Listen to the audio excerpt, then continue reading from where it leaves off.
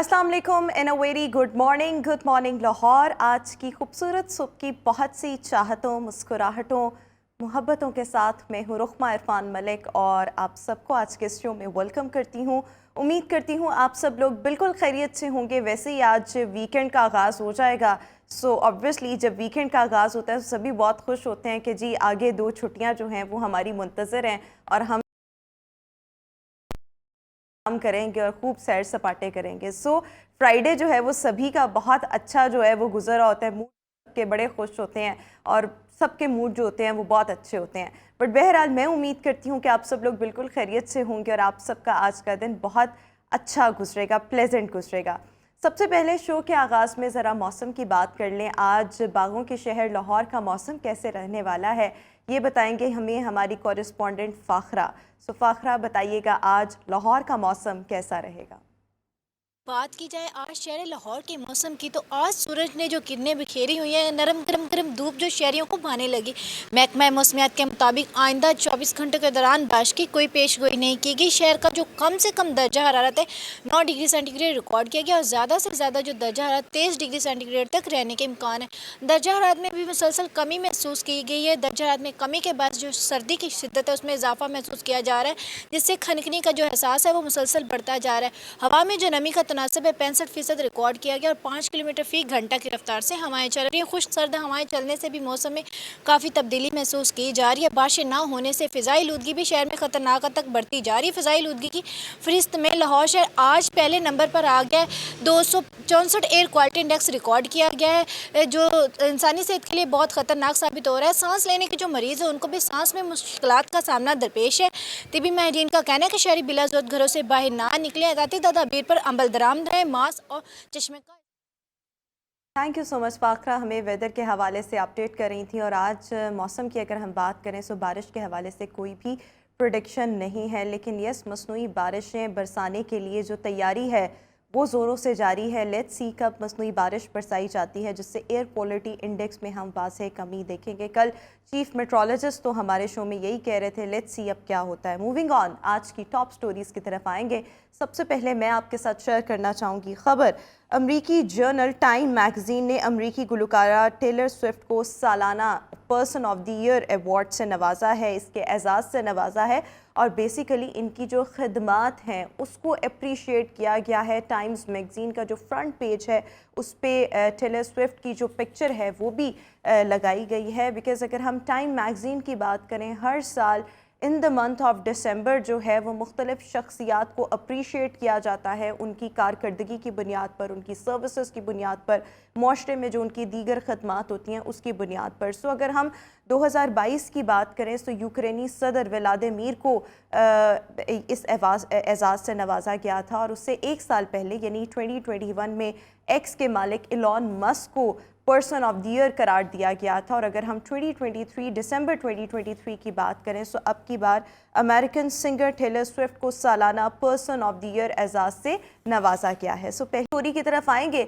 और आखिरी स्टोरी में जनाब मेटा ने फेसबुक इंस्टाग्राम से मैसेजिंग फीचर, बेसिकली जो क्रॉस मैसेजिंग फीचर है उसको ख़त्म करने का फ़ैसला किया है। Messaging feature, cross messaging feature, इसको मुतारफ़ करवाया गया था बैक इन 2020 और इसका ऐलान जो था वो 2019 में किया गया था। और इसका मकसद ये था कि अगर आप इंस्टाग्राम यूज़ कर रहे हैं तो आप दीगर, जैसे अगर हम व्हाट्सएप की बात करें या फेसबुक की बात करें, तो वहाँ से भी अपने जो फ्रेंड्स एंड फैमिली या जो फॉलोअर्स हैं उनको मैसेजेस जो हैं वो भेज सकते हैं। इसी तरह अगर आप व्हाट्सएप यूज़ कर रहे हैं तो फेसबुक और इंस्टाग्राम पर आप क्रॉस मैसेजिंग कर सकते हैं।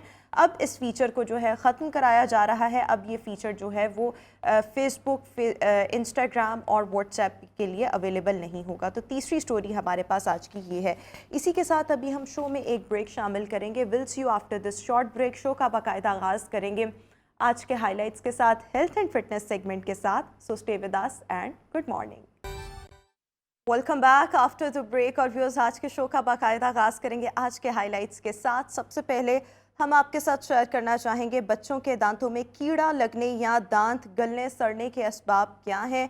टूथ डिके पर बेसिकली हम बात कर रहे होंगे। इसके साथ साथ फूड चेन या रेस्टोरेंट खोलने के लिए बुनियादी ज़रूरियात कौन कौन सी हैं। सर्विसेज हॉस्पिटल में इंतज़ामिया की गफलत की इंतहा, पुरानी इमारत ज़मीन बोस हो गई। और फिर 2 रोज़ पहले भी अगर हम देखें तो एक दीवार जो है वो गिर गई। ये मामला क्या है और इस पर क्यों, जब ऑलरेडी ये चीज़ पता थी कि इमारत जो है वो खस्ता हाल है, सो उसको ठीक क्यों नहीं किया गया, इसको भी डिस्कस करेंगे। बेईमानी एक माशरती बुराई है और हमारे माशरे में बेईमानी और बददियानती इतने कॉमन क्यों होते चले जा रहे हैं, इसको भी आज के शो में हम डिस्कस कर रहे होंगे। So right now it's the health and fitness segment, जिसमें हम बच्चों की सेहत पर बात करेंगे, बच्चों के दांतों की सेहत पर बात करेंगे। दांत ख़राब किसी भी एज में हो सकते हैं, किसी भी इंसान के हो सकते हैं, लेकिन अगर हम बच्चों में देखें तो दांत ख़राब होना जो है वो ज़्यादा कॉमन है, इसलिए क्योंकि बच्चों में कुल्ली करना, अपने दांतों को रिंस करना, कुछ भी खाकर जो है कुल्ली वाला जो एक एलिमेंट है वो नहीं होता। बच्चे जो हैं इस मामले में सुस्ती कर जाते हैं। फिर बच्चे जो हैं वो चॉकलेट्स और कैंडीज़ बहुत ज़्यादा खा रहे होते हैं। होता क्या है, बच्चों के दांत गलने सड़ने की या टूथ डिके की वजह इसलिए ये ज़्यादा कॉमन है कि बच्चे जो हैं जो भी कुछ खाते हैं उसके बाद जो है वो दांतों में फूड पार्टिकल्स जो हैं वो स्टक हो जाते हैं, बैक्टीरिया वहाँ पर आते हैं और उसके बाद वहाँ पर प्लाक फॉर्मेशन होती है। प्लाक फॉर्मेशन जो है वो दांतों को ख़राब करती है। सो ये बच्चों में ये चीज़ इतनी कॉमन क्यों है, किस तरह से हम इससे प्रिवेंशन जो है वो मेक श्योर कर सकते हैं, इस पर अभी हम बात करेंगे। हमारे साथ इस वक्त dental surgeon dentist doctor Imran Zia साहब शो में मौजूद हैं। डॉक्टर साहब, thank you so much for joining us in good morning Lahore. So सबसे पहले व्हाट डू यू थिंक, बच्चों के दांत जो हैं वो बहुत जल्दी गलना सड़ना शुरू हो जाते हैं, स्पेशली अगर हम दूध के दांतों की बात करें, व्हाट इज़ द बेसिक और द मोस्ट कॉमन रीज़न? इसकी जो मेडिकल रीज़न ये है कि बच्चों के दांतों की जो फॉर्मेशन है, इनके जो एलिमेंट्स हमारे होते हैं दांतों में, कैल्शियम हाइड्रोक्सी एपेटाइट जो बड़ों के दांतों में ज़्यादा पाया जाता है, बच्चों के दांतों में कैल्शियम हाइड्रोक्सी एपेटाइट कम होता है मतलब बाय बर्थ। उनके जो दांतों की जो रूट्स हैं उनकी कनाल वाइड होती हैं, उसमें ब्लड सप्लाई ज़्यादा होती है। अब चूँकि एक लिमिटेड एरिया में दांत की जो विड्थ है उसमें अगर कनाल बड़ी होगी तो जो आउटसाइड एनामल है वो थिन हो गया। जब एनामल थिन होता है तो वो जल्दी गलता सड़ता है या डिके होता है और उसमें कैविटी जल्दी बनती है। इसकी वजह आपने बता दी कि बच्चे अपने दांतों की सफाई का ख्याल नहीं रख सकते। अट्रैक्शंस हैं, मुख्तलिफ टीवी एड्स हैं, चॉकलेट्स हैं, कैंडीज़ हैं, या फिर ये कि वो चूँकि ज़्यादा खेलते कूदते हैं उन्हें जल्दी भूख लगती है, उन्हें ज़्यादा एनर्जी की ज़रूरत होती है, तो बार बार वो जो इनटेक खाने पीने का, अब वो ब्रश लेके घूम नहीं सकते साथ साथ, उनका सफाई करना मुमकिन नहीं होता। तो जब भी आप दांत साफ़ करते हैं तो दांतों की सफाई के 20 मिनट के अंदर अंदर प्लाक बनना शुरू हो जाती है। उस प्लाक से बैक्टीरियल कॉलोनीज़ बनती हैं दांतों पे, टार्टर बनता है और दांत उनके जल्दी डिके होते हैं क्योंकि वो फिज़िकली वीक होते हैं बड़ों के दांतों की निस्बत।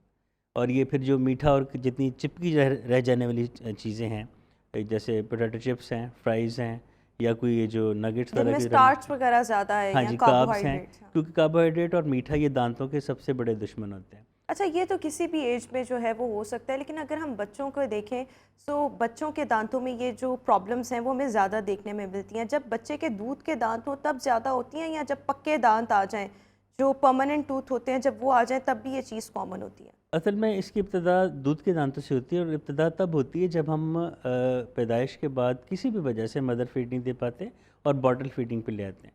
उसमें होता है, एक तो ये दांत फिज़िकली पहले से ही वीक हैं, प्लस आप उन्हें स्वीटेंड दूध दे के, मीठा दूध दे के जो कि मुंह में रह जाता है, उससे दांतों के गलने सड़ने का प्रोसेस ज़्यादा तेज़ी से होता है। और चूँकि ये दांत वीक होते हैं इसलिए जल्दी डिके इनमें आता है बड़ों के दांतों की निस्बत।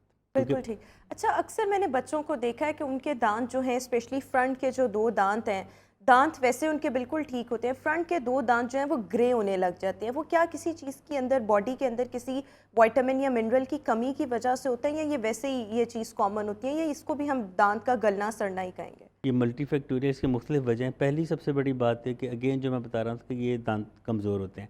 अब आप अपने भी देखें तो दाढ़ें हमारी चौड़ी हैं, सामने के दांत हमारे पतले होते हैं। ये कि परमानेंट दांत भी जो सामने के हैं उनके विड्थ कम है, वहाँ पे एनामल भी कम है और बाकी जो मजबूती भी कम है, क्योंकि ये खाने में कम इस्तेमाल होते हैं। तो कुदरत ने जो दांत खाने के लिए इस्तेमाल होते हैं, मोलर्स, दाढ़ें, वो स्ट्रॉन्ग हैं, बड़ी हैं, सामने के दांत पतले, इसलिए वो जल्दी ख़राब होते हैं और वो ग्रे और या उनके मुख्तलिफ शेड नज़र आते हैं। और दूसरा, जो बच्चे फीडर पीते हैं उनमें दूध इकट्ठा रहता है, और ये सामने के दांत पतले होने की वजह से या कमज़ोर होने की वजह से ये ज़्यादा शिकार होते हैं टूथ डिके का।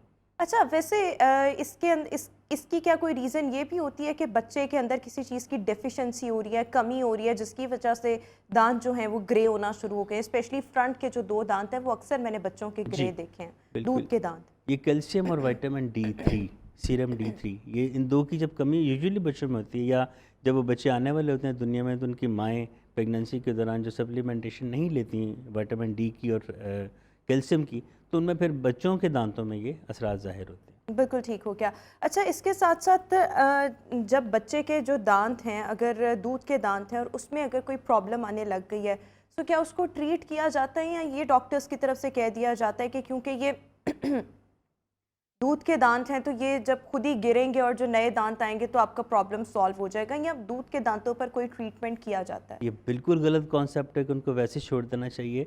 कुदरत ने दूध के दांतों को स्पेस मेंटेनर के तौर पे पैदा किए। जो सक्सेसर दांत उनके जो आगे आने वाले परमानेंट दांत हैं, उनके लिए स्पेस का काम करते हैं। दूध का दांत सही होगा और वक्त से पहले नहीं निकलेगा तो परमानेंट दांत सही निकलेगा और सही जगह पे निकलेगा। दूध के दांतों की फिलिंग भी होती है, उनकी हम रूट कैनाल ट्रीटमेंट भी करते हैं, अच्छा, उनका हम क्राउन्स भी करते हैं। ये क्योंकि नौबत कब आती है, इस पर भी बात करेंगे, लेकिन यहाँ पर मैं आपसे ये रिक्वेस्ट करना चाहूँगी कि अगर आप हमारे शो में पार्टिसिपेट करना चाहते हैं, अपना कोई तजर्बा शेयर करना चाहते हैं, तो आप शो में लाइव कॉल करके शमूलियत भी इख्तियार कर सकते हैं। हमारा नंबर है 0423576237 इस पर आप रब्ता करके डॉक्टर साहब से राय भी, ओपिनियन भी उनकी ले सकते हैं। अच्छा, ये जो तमाम आप चीज़ें कह रहे हैं कि परमानेंट दांतों के आप दूध वाले दांतों का आप रूट कैनाल भी करते हैं, मुख्तलिफ और ऑप्शंस पर भी जाया जाता है, ये इतने छोटे बच्चे के दूध के दांतों पर ये ट्रीटमेंट्स की नौबत कब आती है? क्या ऐसी चीज़ होगी जिसके बाद फिर डॉक्टर्स के पास यही हल रह जाता है? सबसे पहली बात अवेयरनेस की कमी। इनके हम जब अपने खुद ब्रश नहीं करेंगे, बच्चों को नहीं बताएंगे, तो वो काम ख़राब होगा। दिन में 2 दफ़ा कम से कम ब्रश होना चाहिए, बड़ों का और बच्चों का, रात सोने से पहले और सुबह नाश्ते के बाद। और बच्चों को तो उनके ऊपर ख़ास नज़र रखनी चाहिए, उनको एजुकेट करें कि बेटा जब भी आप कोई मीठी चीज़ खाएं या ऐसी कुछ जो दांतों पे स्टिकी रह जाए, चिपकी रह जाए, उसके बाद आपने ब्रश करना है। ये कंडीशन लगाएंगे तो वो मोहतात भी रहेंगे और ज़्यादा मीठी चीज़ें खाने से परहेज़ भी करेंगे। तो ये दूध के दांतों का अच्छा, अगर ट्रीटमेंट वैसे ही बच्चे किया देखें, जाता है। मैं अगर छोटे बच्चों की बात करूं, मेरे अपने घर में भी बच्चे हैं, उनको ब्रश करवाना एक बहुत बड़ा टास्क है, वो करते ही नहीं, वो रोते हैं। और फिर ये भी एक प्रॉब्लम हो रही होती है कि इनको ब्रश अब करवाया कैसे जाए। बड़ा बच्चा जो होता है उसको तो चलो डांट डपट करके तो लगा दिया जाता है ना, अब छोटे बच्चे काबू में नहीं आते, तो क्या किया जाए, क्या अट्रैक्शन उनको दी जाए जिसके बाद जो है बच्चे ब्रशिंग स्टार्ट कर दें? आप उनको रिवॉर्ड्स दें, उनको टारगेट्स दें, कि उनको स्टिकर्स लगा दें उनके टेबल कैलेंडर पे। आप जितनी बार ब्रश करेंगे स्टिकर लगेगा, और जब इतने स्टिकर्स हो जाएंगे आपको हम कोई गिफ्ट देंगे। इस तरह की अट्रैक्शन उनकी काउंसलिंग करें। अगर नहीं होती, बात बनती, तो डेंटिस्ट के पास लेके हम फिर उनको अच्छे तरीके से समझा देते हैं, क्योंकि बच्चों की नफ्सियात में होता है कि वो टीचर की या डॉक्टर की बात ज़्यादा मानते हैं पेरेंट की निस्बत, क्योंकि उनके बिल्कुल पेरेंट ठीक है। अभी उनको हमारे शेडो साथ मिल एक जाता लाइव है। कॉलर मौजूद है। अस्सलाम वालेकुम इशफाक, कैसे हैं आप और क्या सवाल करना चाहेंगे? जी अल्हम्दुलिल्लाह ठीक ठाक। मेरा सवाल ये था कि मेरा बेटा है 10 साल का ना। आपसे गुजारिश है, अपने टीवी का वॉल्यूम प्लीज प्लीज आहिस्ता कर लें, बाद में अपनी आवाज़ सुनिएगा। जो मेरा बेटा है 10 साल का ना जी, जी, तो उसके ना पहले दांत गिरे थे, तो कुछ गिर गए थे, कुछ नहीं गिरे थे। और जो अभी है ना, उसकी पिछली दाढ़ एक बिल्कुल ना, यानी कि ऊपर से वो खौल टाइप नहीं होता, वो बिल्कुल ही उतर गया, और नीचे कुछ जरा सा है नीचे। अब अपना सवाल दोबारा रिपीट कर देंगे डॉक्टर साहब, आप सुन ले, और अगर कोई सवाल करना चाहते हैं मुझे तो कर आवाज़ लें। बहुत कम है। आपको आवाज़ कम आ रही है, मैं रिक्वेस्ट ये करूंगी कि डॉक्टर साहब की आवाज़ जो है उसको बढ़ा दिया जाए। जी इशफाक। जी अस्सलाम वालेकुम। वालेकुम अस्सलाम, क्या सवाल हेलो। करना चाहेंगे? जी जी, सवाल कीजिए। जी मेरा सवाल ये है कि मेरा बेटा है 10 साल का ना, जी, तो उसके जो दांत है ना, एक दफा गिर के ना दोबारा निकल आए हैं, और जो ठीक उसकी है। अब दाढ़ें हैं ना, पिछली 4 दाढ़ें हैं, हाँ। उनमें से ना एक बिल्कुल ही टूट के निकल गई है। ठीक है। तो क्या ये क्यों हो रहा है उसके साथ? अच्छा, इसकी वजह क्या है? कोई सवाल है आपका तो कर जी लें, वरना बिल्कुल। जवाब दे दें। ठीक है, सवाल उनका हाँ जी। कंप्लीट। परमानेंट दांतों की बात करें, दाढ़ जो है वो टूट गई है। जो दूध के दांत हैं 6 साल की उम्र में गिरना शुरू हो जाते हैं, और ये जिस दांत की बात ये कर रहे हैं गालिबन ये 7वें साल की उम्र में ही आ चुका होगा। और ये परमानेंट दांत या तो ख़राब हुआ है, या फिर ये हुआ है कि जो कि बहुत देर होता है कि इनका परमानेंट दांत बच्चे का आया ही नहीं है और दूध का गिर गया। इसके लिए इनको आना पड़ेगा, हम इनके बच्चे के दांतों का एक्सरे लेंगे और देखेंगे क्या वजह है कि वो, अगर वो दूध का दांत का था तो परमानेंट दांत क्यों नहीं उनका ये आया? कहना है कि बच्चे के परमानेंट दांत थे, सारे दांत गिर गए, फिर नए दांत आए, नए दांतों में से दाढ़ जो है वो खराब हो गई। वो सो खराब है अब या अगर परमानेंट दाढ़ जो है वो खराब हुई है, सो उसका क्या ट्रीटमेंट ऑप्शन है? क्या इनको उसके लिए भी एक्सरे करवाना पड़ेगा, डॉक्टर के पास आना पड़ेगा, और इसके मजीद ट्रीटमेंट क्या हो सकता बिल्कुल है? इसका वही इलाज होगा जो एक बड़े के एडल्ट के दांत का होता है, क्योंकि वो दांत परमानेंट है। उसका हम एक्सरे करेंगे, उसका एवेल्यूएट करेंगे क्लिनिकल, फिर हम देखेंगे इसकी रूट कैनाल ट्रीटमेंट करनी है या फिलिंग करनी है, क्राउन करना है। इसके लिए इनको आना पड़ेगा डेंटिस्ट के बिल्कुल पास। ठीक हो गया। आप किसी भी अच्छे मॉलेज या डेंटिस्ट से जो है इसके लिए रब्ता कर सकते हैं, और इसके लिए ऑब्वियसली पहले एक्सरे करवाया जाएगा, और एक्सरे की बेस पर जो है मज़ीद ट्रीटमेंट वो रिकमेंड किया जाएगा। Thank you so much Ashfaq. अच्छा, बच्चों की अगर हम बात करें, हम लोग अभी तक तो बात कर रहे थे दूध के दांतों की। जब परमानेंट दांत और उनमें कोई ख़राबी आना शुरू होती है, सो पेरेंट्स जो हैं वो कैसे आइडेंटिफाई कर सकते हैं that something is going on wrong, और उसको अब देखने की ज़रूरत है? यानी उसके साइंस या सिम्टम्स क्या हो सकते हैं? साइन या सिम्टम में सबसे पहले तो सेंसिटिविटी आती है। अगर कोई दांत ख़राब होगा, पानी ठंडा लगेगा, चाय गर्म लगेगी, या कुछ मीठा खाने से दर्द होगा, या जस्ट खाना चबाने से दर्द होता है। आम तौर पे लेटने से भी दर्द बढ़ता है। अगर आपको लेटने से दांत में दर्द फील हो, बच्चों को या बड़ों को, तो इसका मतलब है कि दांत में कोई गड़बड़ है। लेटने से साइंस एंड सिम्टम्स क्या है डॉक्टर साहब? माजरत, एक और लाइव कॉलर हमारे साथ हैं। अस्सलाम वालेकुम फरीहा। हेलो।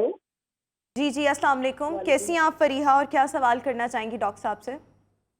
ठीक ठाक, अल्लाह का शुक्र है। आपका सवाल क्या है? जी, मेरा सवाल ये है कि मेरी बच्चा है जिसके ना दांत, जब वो अभी था 6 साल का ना, मतलब जब दांत छियाने के बाद जब नए दांत आ गए थे, तो उसके दांत ना गिरने के बाद टूट गए, साइड से कॉर्नर उसके टूट गए। आप जो अपना नए सवाल दांत रिपीट कर दें, क्योंकि हम आपको सुन नहीं पा रहे ठीक से।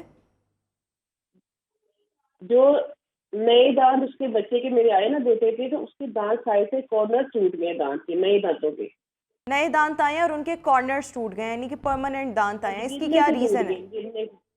इसका हाँ जी, रीज़न और इसके ट्रीटमेंट आप बेसिकली जानना चाह रही हैं, राइट? हाँ जी, बेड से गिरा तो उसके ना 2 दफा से टूट गए दांत, दोनों 2 दांतों के कॉर्नर। कॉर्नर्स टूट गए हैं। ठीक है ठीक है, गिरने से दांतों के कॉर्नर्स टूट गए हैं। इसका इलाज क्या है? शुक्रिया फरीहा आपका। जी, ट्रॉमा चूँकि पहुंचा दांत को, तो चूँकि दांतों की नोकें ज़रा वीक होती हैं, वो टूट गई, तो उसको हम कॉम्पोजिट फिलिंग से या क्राउन से उसको बिल्डअप कर सकते हैं। इसके लिए अगेन इनको किसी करीबी डॉक्टर के पास आएँ, तो हम असेसमेंट करेंगे कि उसकी फिलिंग से पूरा सही हो जाएगा या क्राउन करना पड़ेगा। बिल्कुल ठीक हो गया। यानी इसके लिए फिर आपको विजिट जो है वो करना पड़ेगा। इकरा हमारे साथ एक और लाइव कॉलर मौजूद हैं। अस्सलाम वालेकुम इकरा। वालेकुम अस्सलाम। क्या जी, मेरा सवाल है सवाल आपका? ये है कि मेरा बच्चा है 3.5 साल का, हम्म। और ना वो जब भी ना रोज सुबह सो के उठता है ना, तो उसके मुंह में से ना स्मेल आती है। अच्छा, सारा ब्रश दिन नहीं करने के आती। बाद या हाँ ब्रश जी, करके भी स्मेल आती है? ब्रश करने से फिर तो ठीक हो जाता है, लेकिन रोजाना सुबह ना काफी देर से उसके मुंह में से ना स्मेल आती रहती है। तो वो तो अगर ब्रश नहीं किया हुआ तो आएगी स्मेल, लेकिन चलें ठीक है, मैं डॉक्टर साहब से पूछ लेते हैं।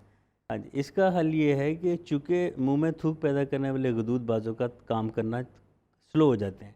जब मुंह में थूक बंद होगा तो ड्राई माउथ है, जीरो स्टोमी होगा। बच्चे को मेरे ख्याल में ड्राई माउथ का मसला है। बच्चे को वेल हाइड्रेट रखें, इनको उसका लिक्विड इंटेक बढ़ा दें। दिन में रात सोने से पहले कम से कम उसको आधा ग्लास पानी पिलाएं और ब्रश करके सुलाएं। उम्मीद है कि इसका ये मसला हल हो जाएगा। अगर आपको फिर लगता है कि कोई मज़ीद बदबू आती जा रही है, फिर डेंटिस्ट के पास लेकिन डॉक्टर साहब, जब हम सब सुबह सो के उठते हैं तो अगर आपने रात को ब्रश किया भी हो, एक अपनी ओडोर जो है मुंह की वो होती है, और वो तो आती है। मे भी इनके बच्चे का नाक बंद हो रही है, मुंह से सांस लेता हो, जो माउथ ब्रीदर है उनके मुंह से भी बदबू आती है। बिल्कुल ठीक हो गया। जो माउथ ब्रीदर, जो मुंह के ज़रिए सांस लेते हैं, उनके मुंह से भी स्मेल आती है। अच्छा, हम साइंस एंड सिम्टम्स डिस्कस कर रहे थे कि अगर बच्चों के दांतों में ख़राबी पैदा होने लग जाए, सो पेरेंट्स जो हैं वो कैसे जज कर सकते हैं? साइंस एंड सिम्टम्स क्या हो सकते हैं? बिल्कुल, बच्चा खाते वक्त दर्द की शिकायत करेगा, या अगर वो नहीं बता पाता तो वो मुंह पे हाथ रखेगा या खाने से इनकार कर देगा। इसका हल ये कि हर वीकेंड पे सेल्फ एग्जामिनेशन करें, अपने दांतों का भी, बच्चों के दांतों का भी। जहाँ कोई स्टेन नज़र आए, इट मीन्स कि वहाँ पे कैविटी का स्टार्ट होने वाला है। इमीडिएटली आप डेंटिस्ट को रब्ता करें और उस जो शुरू की कैविटीज़ को फिलिंग करवा लें, ताकि फिर बाद में रूट कैनाल या क्राउनिंग से निजात मिले। तो साइन एंड सिम्टम यही है कि खाने पीते वक्त और ठंडा गर्म लगने के जैसे ही आसार नजर आए तो आप अलर्ट हो जाए। बिल्कुल ठीक हो गया। डॉक्टर साहब हमारे साथ ही मौजूद रहेंगे और आप सबकी हम मज़ीद कॉल्स भी शामिल करेंगे शो में, लेकिन अभी हम शो में एक ब्रेक शामिल करेंगे। आपसे मुलाकात करेंगे एक ब्रेक के बाद। Welcome back after the break. और व्यूअर्स, बच्चों के दांतों की सेहत पर आज हम बात कर रहे हैं, किस तरह से बच्चों की दांतों की सेहत को बरकरार रखा जा सकता है और टूथ डिके जो बच्चों में होता है इसके क्या क्या रीजंस हैं। डॉक्टर इमरान ज़िया साहब इस वक्त हमारे साथ शो में मौजूद हैं। ब्रेक पर जाने से पहले भी हम इसी मौजू को डिस्कस कर रहे थे। आप सब लोग हमारे इस शो में लाइव कॉल्स करके शमूलियत इख्तियार कर सकते हैं। अगर आपका कोई सवाल है सो डॉक्टर साहब is all available for you. आपके जवाब देने के लिए डॉक्टर साहब हमारे साथ स्टूडियो में मौजूद हैं। डॉक्टर साहब, एक और चीज़ के बहुत से बच्चों में ये आदत होती है कि वो जब छोटे होते हैं अपना फीडर जो है वो मुंह में दबा के रखते हैं, और अक्सर बच्चे जो ऐसे उनमें सोने की भी आदत होती है कि फीडर मुंह में दबाया हुआ है, फीडर चाहे ख़त्म भी हो गया है लेकिन फीडर जो है वो मुंह में ही दबा के रखा हुआ है। इससे दांतों में क्या प्रॉब्लम्स जो हैं वो पैदा हो सकती हैं? बिल्कुल, फीडर और चूसनी जो पेसिफायर है, ये दोनों, इनका नुकसान ये है चूँकि सिलिकॉन का रबर होता है, ये प्रॉपर दबता नहीं है, वो एक हद तक दबता है। उससे क्या होता है कि बच्चे का चूँकि जो तालू है, ये पैलेट है, वो सॉफ्ट होता है, अभी फॉर्मेशन के इब्तदाई मराहल में होता है, तो वही वो गोल शेप लेके उसको निप्पल को या पेसिफायर को कवर करने की कोशिश करता है और वो तंग हो जाता है। जब वो तंग हो जाता है उसके अंदर स्पेस कम हो जाती है। अब जब दांत निकलते हैं तो फिर वो आगे पीछे निकलते हैं, या जब पेशेंट बच्चा मुंह बंद करता है तो उसका आगे ऊपर के दांत आगे को आए होते हैं, तो इसको हम ओवरजेट कहते हैं। Overjet. Overjet, okay, this condition is called overjet. Overjet, ठीक तो है। इसको कवर करने के लिए फिर जब बच्चे के दूध के दांत गिरते हैं और परमानेंट दांत आते हैं तो वो भी ऐसे ही आते हैं ऑलमोस्ट। फिर हमें उन्हें सही करने के लिए अलाइनर्स या ब्रेसेस लगाने पड़ते हैं। सो फीडर को या पेसिफायर को अवॉइड करना चाहिए। अच्छा, अवॉइड डे टाइम्स में करना चाहिए या रात के औकात में ज़्यादा इसको अवॉइड करना चाहिए? क्योंकि मेरे ख्याल में माएँ जो हैं अपनी सहूलत के लिए अगर दिन में अगर पेसिफायर या फीडर वगैरह दे दें तो इससे प्रॉब्लम होनी नहीं चाहिए। फॉर शॉर्ट टाइम, रात को तो 6-8 घंटे 10 घंटे तो बच्चा सोता है ना, बल्कि ज़्यादा सोता है। अगर वो फीडर मुसलसल मुंह में रहेगा, उसी वक्त बढ़ोतरी या ग्रोथ का अमल चल रहा होता है रात के वक्त, जब बच्चा रेस्टिंग पोजीशन में है, और अगर उस वक्त फीडर मुंह में है या पेसिफायर मुंह में है तो वो इनजस्टिस है, वो बच्चे का तालू तंग हो जाएगा और दांत तो कोशिश ये करनी चाहिए कि रात के वक्त जो है वो पेसिफायर यानी कि चूसनी या फीडर जो है वो बच्चों को मत दिया करें, क्योंकि इससे जो है उनका तालू छोटा हो सकता है और अल्टीमेटली जब बच्चे के दांत वाली एज आएगी, दांत निकलना शुरू होंगे, सो वो आगे पीछे होंगे। मोस्टली बच्चों के दूध के दांत बिल्कुल ठीक आते हैं, ज़्यादा प्रॉब्लम तब आते हैं जब परमानेंट टूथ जो है वो निकलना शुरू होते हैं। ज़्यादा प्रॉब्लम्स जो है वो दूध के दांतों में आती है। बच्चों ने अपने दांतों की हिफाजत खुद किस तरह से करनी है, पेरेंट्स ने कैसे मेक श्योर करना है ताकि दांत सीधे आए, दांतों में टूथ डिके ना हो, किसी किस्म का कीड़ा ना लगे, इसके लिए डूज एंड डोंट्स क्या हैं क्विकली बता दें, बिकॉज फिर हमने सेगमेंट ये है कि रात को सोने से पहले सुबह नाश्ते के बाद ज़रूर ब्रश करें, और जब भी आप उनको ये बता दें, काउंसलिंग करें कि बेटा जब मीठा खाना है तो खाएं। एक तो मीठा वैसे नुकसानदेह ज़्यादा, अगर वो चिपका रहेगा तो फिर और नुकसानदेह। जब भी मीठा खाएं ब्रश करें, इसके लिए उनको रिवॉर्ड्स दिए जाएं। अगर छोटे बच्चे हैं उनको कोई ना कोई आप उनको इनाम दें या उनको टारगेट दे दें। बड़े बच्चे तो उनको समझाया जा सकता है, अगर फिर भी नहीं है तो फिर डेंटिस्ट से काउंसलिंग करवानी चाहिए। बिल्कुल ठीक हो और गया। हर 3 से 6 माह के बाद डेंटिस्ट को विजिट कर लेना चाहिए। विजिट वो मेरे ख्याल में सबको ही करना चाहिए, क्योंकि आजकल जितने प्रॉब्लम्स वैसे हो गए हैं, हम अपनी आउटर ब्यूटी का इतना ख्याल रखते हैं तो दांत भी जो हैं हमारी खूबसूरती में इजाफा करते हैं। सो डेंटिस्ट का विजिट आफ्टर एवरी 3 और 6 months, this is very mandatory, very important. Thank you so much doctor Imran Zia साहब for joining us in our show. Viewers, अभी एक ब्रेक, वापस आएंगे एक ब्रेक के बाद। Welcome back after the break. और व्यूअर्स, अगर हम पाकिस्तान की बात करें तो हमारे मुल्क में रेस्टोरेंट का बिज़नेस जो है वो बहुत अच्छा चलता है, अगर आपको ऑब्वियसली अच्छे कस्टमर्स मिल जाएं, आपकी लोकेशन अच्छी हो। और अक्सर मैंने देखा है कि लोग जो हैं बड़ी कम इन्वेस्टमेंट के साथ जगह अच्छी चूज़ कर लेते हैं, वहाँ पर उनका कारोबार जो है वो बहुत अच्छा चलने लग जाता है। और स्पेशली अगर हम अब आजकल देखें, पिछले 2-3 सालों से जो है वो आउटडोर कैफ़ेज़ या रूफ टॉप पर जो होते हैं कैफ़ेज़, उनका ट्रेंड जो है वो बहुत ज़्यादा स्टार्ट हो चुका है। मुख्तलिफ़ जगहों के पराठे बहुत ज़्यादा मशहूर हैं। सर्दियों की अगर हम बात करें तो कॉफ़ी, चाय, ये चीज़ें जो हैं और इनका कारोबार ये बहुत ज़्यादा परवान चढ़ता जा रहा है। और इसके लिए ऑब्वियसली अगर आपने रेस्टोरेंट का कारोबार स्टार्ट करना है, इसमें मुख्तलिफ़ ऑप्शंस आपके पास हो सकते हैं। आप बहुत स्मॉल स्केल से भी स्टार्ट ले सकते हैं, और अगर आपके पास इन्वेस्टमेंट ज़्यादा है तो आप गुलबर्ग या DHA जैसी जगहों का भी इंतखाब कर सकते हैं। आपके पास होना क्या चाहिए? आपके पास पैसा होना चाहिए, एक मुनासिब लोकेशन और एक लाइसेंस होना चाहिए, जिसके बाद आप इस कारोबार को स्टार्ट कर सकते हैं। अगर हम यहाँ पर ये देखें, जिनके पास इन्वेस्टमेंट नहीं है वो लोग क्या करते हैं कि वो किसी मतलब अगर हम पिकअप को देखें या इसके साथ साथ हम किसी गाड़ी को देखें, ट्रक को देखें, उसके अंदर रेस्टोरेंट को उसकी लुक देख के या छोटा सा एक वो सेटअप अपना जो है वो बना लेते हैं और वहाँ से ही जो चीज़ें हैं वो बेचना शुरू कर देते हैं। फिर मुख्तलिफ कॉफ़ी शॉप्स, आउटडोर कैफ़ेज़, इनका ट्रेंड हम बहुत ज़्यादा देख रहे हैं।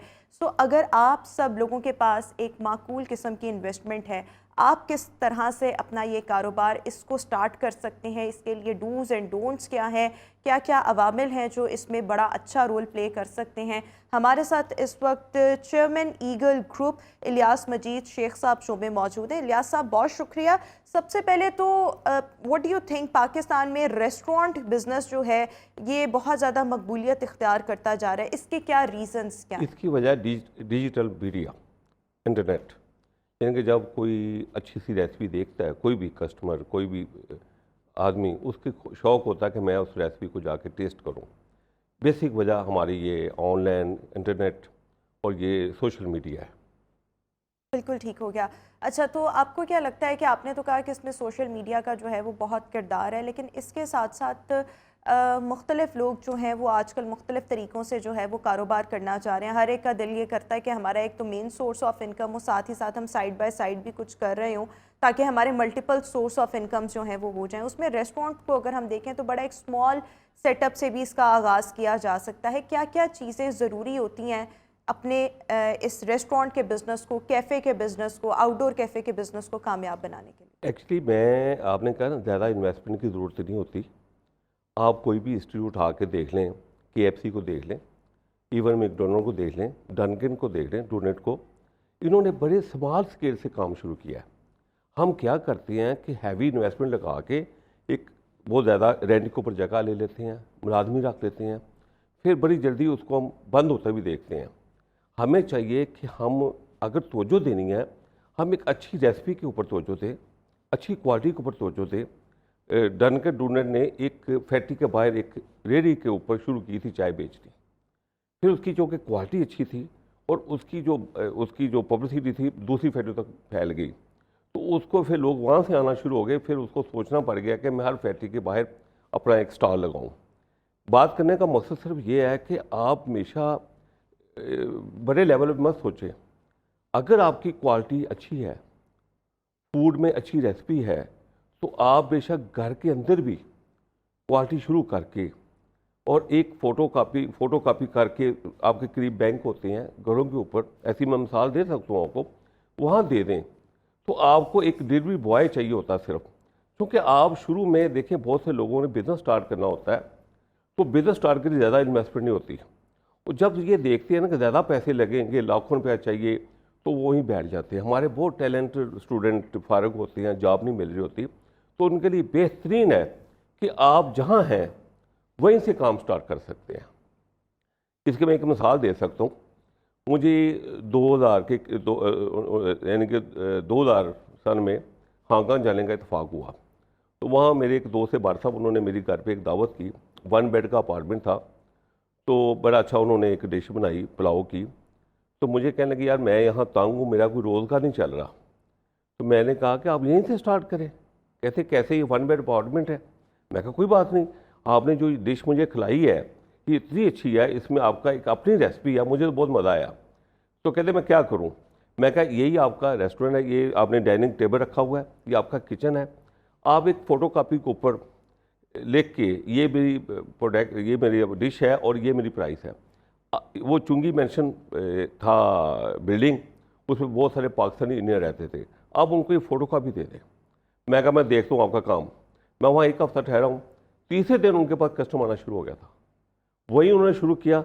उसके बाद मेरे जाने का इत्तेफाक नहीं हुआ, लेकिन उनका मुझे फ़ोन आता रहता है। अब उन्होंने बहुत बड़ा नीचे जगह लेके रेस्टोरेंट बना लिया। लेकिन देखिए, अगर पाकिस्तान में लोग जो हैं वो एक स्मॉल स्केल सेटअप जो है वो लगाना चाहते हैं, so what do you think, इसके लिए लोगों को क्या क्या करने की ज़रूरत है? किन किन चीज़ों का होना, इसमें कौन कौन से फैक्टर्स जो हैं वो इम्पॉर्टेंट है, उनका ख्याल रखना ज़रूरी है? देखें जी, मैं मिसाल देता हूँ। एक चिकन है, एक उसका कुक उसकी 70 डिशें तैयार कर लेता है तो एक चिकन ही है ना।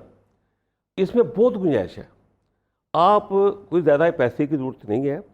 आप अपने घर से जहाँ आप रह रहे हैं वहीं से आप अपने लेफ़्ट राइट में देखें बैंक हैं जगह जगह, वहाँ ऑफिस हैं, वहाँ बहुत से लोग कामयाब, मैं हवाला दे सकता हूँ, इसी वजह से कामयाब हुई खवातीन कि उन्होंने वही से लिया और कह दिया कि मुझे 1 घंटा पहले ऑर्डर चाहिए होगा। और डिशें कम रखें। हम क्या करते हैं, बहुत ज़्यादा डिशें रख लेते हैं, फिर उसको कंट्रोल करना मुश्किल हो जाता है। डिशें कम रखें और उसकी रेसिपी अच्छी दें। अगर आप उसमें क्वालिटी देंगी तो फिर आपका बहुत ज़्यादा आपका बिजनेस चल पड़ेगा। इसी तरह मुझे याद है कि 2012 में, क्योंकि मैं लाहौर चैम्बर का बोर्ड ऑफ डायरेक्टर भी रहा हूँ, तो एक खतून आई बेवा, तो वो बहुत ही ज़्यादा परेशान थी। तो मैंने उसकी जब बात सुनी तो मैं कहा आप कहाँ रह रहे हो? कहने लगी मैंने 5 मरले का एक पोर्शन लिया हुआ है। मैं कहा कितनी बड़ी सोसाइटी है? कहती सोसाइटी में काफ़ी घर है। मैं कहा आप ऐसा करो, यहीं से आप काम स्टार्ट करो, कोई आप डिशें आप 2 घंटे पहले बोल के अपने लेफ्ट साइड जितने घर वाले हैं या बैंक है, वहाँ कोई ऑफिस है, उनको एक फ़ोटो कापी दे दो। उसने रेट बहुत मुनासिब रखा, क्वालिटी उसकी बहुत अच्छी थी और कुछ चंद डिशें रखी और आज माशाल्लाह उसका वहाँ घर भी अपना हो गया, साथ वाला घर भी उसने किराए पे ले लिया जहाँ सिर्फ कुकिंग हो रही है। क्या है? क्वालिटी और प्राइस मुनासिब। लेकिन देखें, अब ये तो आप उनको बता रहे हैं ना जो ख़वातीन अपने घर से स्टार्ट करना चाहती है, जिन लोगों के पास थोड़ा बहुत सरमाया है और वो कोई ना कोई स्टार्ट लेना चाहते हैं, क्या क्या चीज़ें जो हैं उसमें इंपॉर्टेंट होती हैं और वो कैसे स्टार्ट कर सकते हैं? क्योंकि मेरी इतलात के मुताबिक अगर आपने किसी कमर्शियल जगह पर अपना रेस्टोरेंट वगैरह खोलना है तो वहाँ के लिए तो आपको लाइसेंस भी चाहिए। ये थोड़ी सी चीज़ें जो हैं लोगों को थोड़ा सा एक्सप्लेन करते हैं। मैं तो ये समझता हूँ कि आप बजाय इसके कि देखें, बहुत गुंजाइश है इस बिज़नेस में, क्योंकि हमारी बॉडी की ज़रूरत है। तीन टाइम एक दिन में हमने खाना ही कुछ ना कुछ खाना ज़रूर होता है। इस वाले से मैं हमेशा इनकरेज करता हूँ जिनके पास पैसा कम होता है, क्योंकि मैं मिसाल देता हूँ कि आपने ये मुर्ग पुलाव फैसलाबाद का बहुत मशहूर सुना होगा, उसकी बहुत सारी ब्रांचें हैं, बहुत सारी नकल भी लोग करने शुरू कर दी है उस पुलाव की। क्या क्वालिटी है कि उसकी डिश अच्छी है, तो छोटे से पैमाने से आज बहुत ज़्यादा उसने बना लिया। आप कोई भी ब्रांड देखेंगे, क्योंकि हैवी पैसे से लगाने से ये होता है कि ओवरहेड ज़्यादा हम पाल लेते, 10-15 मुलाजिम रख लिए, कुक रख लिए, शेफ़ रख लिए, हमने 10 लाख का खर्चा पहले दिन रख लिया, बाद में उस रेस्टोरेंट को चलने में 3-4 माह लगते हैं। उस वक्त तक हमारा 50 लाख 60 लाख रुपये ज़ाया हो चुका होता है। हम बहुत जल्दी फिर पीछे हट जाते हैं। आप देखें रेस्टोरेंट जितनी तेज़ी से खुलते हैं बंद भी होते हैं। बेसिक वजह क्या है कि हमें जो तवज्जो देनी है, हमें तवज्जो देनी है रेसिपी के ऊपर, क्वालिटी के ऊपर और प्राइस के ऊपर। अगर वो तीनों चीज़ें मैच कर जाएं तो हर किसी की ज़रूरत है। और हमेशा, जैसे मैंने आपको मिसाल KFC की दी, तो KFC था, एक छोटी सी दुकान से शुरू हुआ था, तो आप उसको अपने तवज्जो दें क्वालिटी के ऊपर, उसके ऊपर। लेकिन देखिए, ओवरहेड बचाएं आप। ओवरहेड्स वगैरह ठीक है, लेकिन मैंने बहुत से, अगर मैं गुलबर्ग में ही देखूं, मेरे सामने बहुत से रेस्टोरेंट्स और कैफ़ेज़ खुले, बड़ा अच्छा उनकी सर्विस भी थी, एम्बियंस भी बड़ा अच्छा था, क्वालिटी भी बहुत अच्छी थी, लेकिन नहीं चल पाए। जब कोई बिज़नेस नहीं चल पाता, और स्पेशली रेस्टोरेंट इंडस्ट्री की अगर हम बात करें, यहाँ पे कोई अगर होटल है नहीं चल पाता, आपको क्या लगता है फेलियर के पीछे क्या क्या चीज़ें? ओवरहेड, वही बात आ गई ना कि हमने बहुत अच्छा शेफ भी ले लिया, हमने वेटर भी रख लिए, 5 लाख किराया भी रख लिया, और फिर उसको 15 लोगों को सुबह शाम खाना भी खिला रहे हैं, तो फिर बंद हो जाता है। वजह क्या कि हमने पहले दिन ओवरहेड ज़्यादा रख लिए। हमें चाहिए ओवरहेड से कम रखने चाहिए। और कोई आपकी जो बेसिक चीज़ है वो है क्वालिटी और उसका टेस्ट। अगर आपका अच्छा टेस्ट है तो हम देखें खुद चलें, हम 20 किलोमीटर 25 किलोमीटर गाड़ी चला के भी चले जाते हैं यार उसका खाना खा के आना। क्यों? उसका टेस्ट अच्छा है। हमें सबसे पहले जो इसमें रेस्टोरेंट में सबसे ज़्यादा मसला पैदा होता है ना, वो ये होता है कि हम ओवरहेड इतने बना लेते हैं, उसके बाद हम उसको बंद कर देते हैं। अच्छा, एक और चीज़ मैं आपसे यहाँ पर ये जानना चाह रही हूँ कि हर काम को स्टार्ट करने के लिए ना, एक तो आपको किसी के पुश करने की ज़रूरत होती है, आपको मोटिवेट होना पड़ता है, फिर ही आप कोई काम कर सकते हैं। अक्सर लोग ऐसे होते हैं कि वो पैसे उनके पास होते हैं, लेकिन वो पहला कदम उनके लिए उठाना मुश्किल हुआ होता है। किस तरह से आप देखने वालों को मोटिवेट करना चाहेंगे? एक आखिरी सवाल। मैंने बात की कि जो उनका दिल चाहे काम करना चाहिए। आप कोई भी डिश, आप इतनी रेसिपी आ गई हैं कि अभी बहुत गुंजाइश है। मैं कहता हूँ कि अभी पाकिस्तान में अभी ये काम शुरू हुआ है।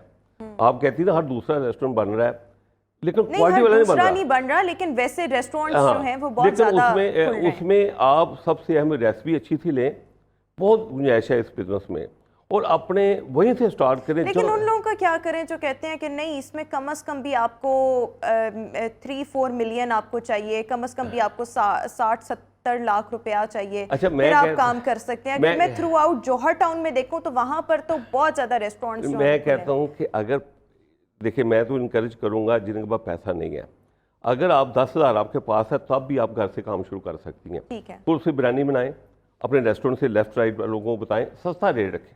एक प्रॉपर रेस्टोरेंट जो होता है वो ओवरहेड डाल के वही बिरयानी 400-500 की दे रहा होता है। आप ओवरहेड बचाएं। अब जो नहीं आ रहा ना, नया ऑनलाइन बिजनेस स्टार्ट हो रहे हैं, वहाँ ओवरहेड की सेविंग के ऊपर सोचा जा रहा है कि कस्टमर को चीज़ सस्ती पहुँचे और क्वालिटी वाली पहुँचे, ताकि जो बड़े बड़े किराए देने पड़ते हैं मार्केटों में, इसको खत्म किया जाए। यानी कि आपका ख्याल ये है कि ओवरहेड्स को बचाया जाए और एक स्मॉल सेटअप से अपने घर से भी है जो है इस बिजनेस को स्टार्ट किया जा सकता है। इसमें सबसे पहले तो ना सिर्फ ये कारोबार, कोई भी कारोबार हो, उसको चलाने के लिए कंसिस्टेंसी बहुत ज़्यादा ज़रूरी होती है। ये नहीं कि शुरू में इंसान डीमोटिवेट होकर बैठ जाए, और कम से कम भी 6 से 8 महीने आपको किसी कारोबार को देने पड़ते हैं, देने चाहिए, जिसके बाद जो है चीज़ें थोड़ा सा स्टेबिलिटी की तरफ आते हैं। Thank you so much Ilyas Majeed साहब, हमारे साथ शो में मौजूद थे। व्यूअर्स, अभी एक ब्रेक, वापस आएंगे एक ब्रेक के बाद।